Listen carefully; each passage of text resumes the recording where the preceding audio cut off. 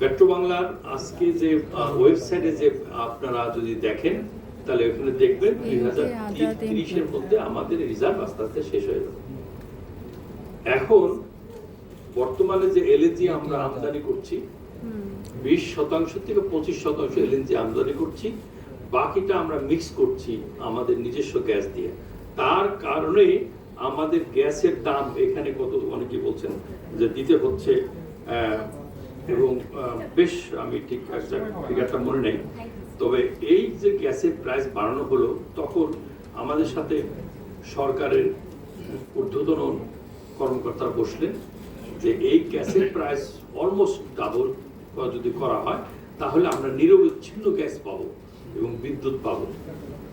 তখন আমরা এই শর্ত সাপেক্ষে যে ডিজেলে চালানোর চেয়ে লোডশেডিং এর চেয়ে যদি আমরা নিরবচ্ছিন্ন গ্যাস পাই আমরা এটা মেনে নিলাম।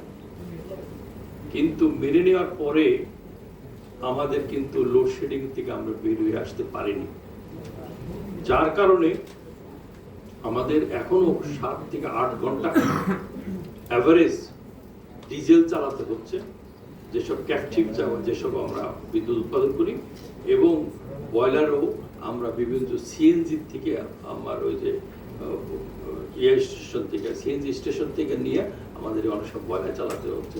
এটা আমাদের জন্য খুব ভেরি কস্ট ইফেক্টিভ হচ্ছে। আর একটা কস্ট ইফেক্টিভ হচ্ছে, আপনারা জানেন আমরা 9% সুদে বা লভ্যাংশে ব্যাংক থেকে লোন নিয়েছিলাম, সেটা ইদানিং 14% করা হয়েছে।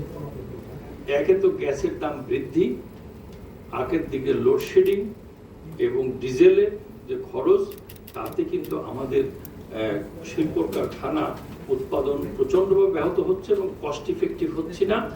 আমার সহ অনেক কোম্পানি কিন্তু ইদানিং বসে গেছে।